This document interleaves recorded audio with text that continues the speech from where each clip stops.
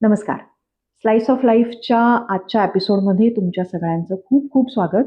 आज एक मस्त मजेशीर लेख घेऊन मी आलेले आहे. लेखाचं नाव आहे जेवणाचा डब्बा आणि ह्याचे लेखक आहेत पराग गोडबोले. काय म्हणतात लेखक बघा. शाळेत असताना शाळेचा नियम होता डब्यात रोज पोळी भाजी हवीच असा. कोण हे नियम बनवतात कोणास ठाऊक, पण होता. मध्येच कधीतरी बाई डबा तपासायच्या आणि पोळी भाजी नसेल तर रट्टा मिळायचा. कधी कधी डबा न तपासता सुद्धा बाई हाक मारायच्या आणि विचारायच्या, आज डब्यात काय होतं. चहा मारी त्याच दिवशी नेमका डबा नसायचा आणि आईने वडापाव खायला पैसे दिलेले असायचे. खरं सांग, खोटं बोललास तर 2 पट्ट्या आणखीन खाव्या लागतील. नक्कीच कोणीतरी बाईंकडे चुगली केलेली असायची. बाई बाई, आज ना त्याने डबा नव्हता आणला, गुपचूप जाऊन वडापाव खाऊन आला. बाईंचे चष्मिश खबरी बाईंना बित्तम बातमी पोहोचवायचे. असे 3-4 होते, त्यामुळे कोणाला धरून धुपटायचं ते कळत नसे. डबा नव्हता बाई, कबूल करण्याव्यतिरिक्त पर्यायच नसायचा. 2 पट्ट्या खाऊन मारापेक्षा जास्त अपमानाने डोळ्यात आलेलं पाणी शर्टाच्या बाहीला पुसत जागेवर जाऊन बसायचो. कधी कधी कोणीतरी डब्यात बोंबील किंवा सुकट किंवा तत्सम काहीतरी घेऊन यायचा आणि मग आम्हा अदृश्य शेंडीधारी पोरांची पळापळ व्हायची. वास असा सुटायचा की नाकावर रुमाल दाबला तरी तो पार मेंदूला झिंजिणे आणायचा. मधली सुट्टी संपल्यावर सुद्धा तो दर्प दरवळत राहायचा. हे असं काही आणायचं नाही असा नियम नव्हता, त्यामुळे बाई पण बिचाऱ्या काही बोलू शकत नव्हत्या. हे त्यांनी त्यांच्या बालपणातली आठवण सांगितली आहे. आणि मग त्याच्यानंतर दुसरा जो भाग आहे लेखाचा तो आत्ता वर्तमानातला आहे. ऑफिसमध्ये असे नियम नसतात, पण तरीही रोज आपली पोळी भाजी असतेच. कधी कधी बदल म्हणून भाकरी, घावण, थालीपीठ हे प्रकार असतात, पण पोळी भाजीवर भर जास्त. काल होता बुधवार.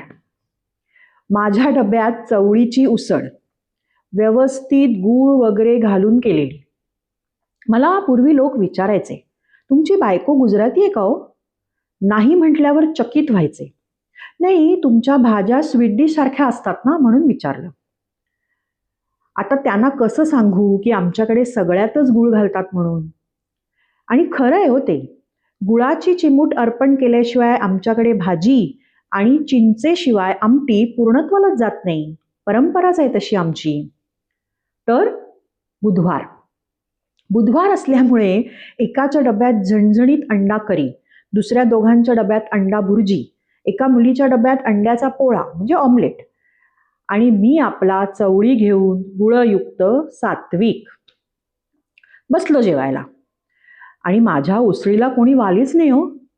सगळेजण मला म्हणाले, सर ठेवा तुमचा डबा बाजूला आणि या आमच्यात. मी आपला अगं अगं म्हशी मला कुठे नेशी म्हणत त्यांच्या डब्यावर ताव मारला आणि माझी भाजी तशीच राहिली की हो. भाजी न संपवता डबा घरी गेला तर मला घेरी येईल असं वातावरण घरात तयार होईल असं मी काळजीयुक्त स्वरात म्हटल्यावर सगळा सहानुभूतीचा ओघ माझ्याकडे वळला. एक जण म्हणाला, आता जाता जाता भिकाऱ्याला देऊन टाका. मी झटकलाच तो विचार. बायकोने केलेल्या सुंदर भाजीचा अंत भिकाऱ्याच्या वाडग्यात? अशक्य. दुसरा म्हणाला, हल्ली भिकारी पण देत नाहीत शिळ्या पाक्याला किंमत. तुम्ही हिंमत करून भाजी घरीच घेऊन जा परत. जे काही होईल त्याला धीराने तोंड द्या. पर्यायच काय होता माझ्याकडे. डबा तसाच भरला परत आणि गेलो घरी. डब्यात भाजी आहे हे साफ विसरलो. रात्री पानं घ्यायची वेळ आल्यावर आठवलं, अरे दुपारचा डबा, आणि घामच फुटला मला. आता शिव्या शाप दिसत होत्या समोर. तिच्या नकळत गुपचूप डबा उघडल्यावर भाजीचा आंबल्याचा गंध आला आणि मी आणखीनच कानकोंडा झालो. काय करावं सुचेना आणि डब्यातली चवळी तिच्या नकळत ओल्या कचऱ्याच्या डब्यात उपडी करायची असा गनिमी कावा मी रचला. कोणीतरी म्हणालं होतं की माझ्या राशीला 7.5 आहे. लगेच त्याचा प्रत्यय आला. तिची नजर चुकून घाईघाईत आत जाता जाता डबा निसटला माझ्या हातातून आणि चवळ्यांचा सडा पडला लादीवर. आंबूस गंध पसरला असं म्हणतात. आणि निवांत बसलेल्या बाईसाहेब खडबडून उठल्या. आतलं विहंगम दृश्य पाहून तिला कळेनाच हा काय प्रकार आहे. आधी ते सगळं पुसून घे आणि मग बोल. साहजिक आहे, कोणीही चिडणार. 15 मिनिटं तो सगळा राडा निपटण्यात गेला. अगं म्हणून सुरुवात केली आणि सगळी कहाणी बैजवार ऐकवली. तोफखाना झेलायला तयार झालो लगोलग. हात तिच्या, एवढंच ना, त्यासाठी एवढी लपवाछपवी. 7:30 अचानक संपुष्टात आली की काय असं वाटायला लागलं मला. हरखलो नुसता. पुढच्या वेळी ऑफिसमधल्या लोकांना सांगून ठेव, असं काही आणणार असाल ना तर आधीच सांगा म्हणावं, म्हणजे माझे डब्बा करायचे कष्ट तरी वाचतील. तेवढीच मला एक दिवस विश्रांती. जमलं तर थोडी बुर्जी घरी पण घेऊन ये, मलाही आवडते.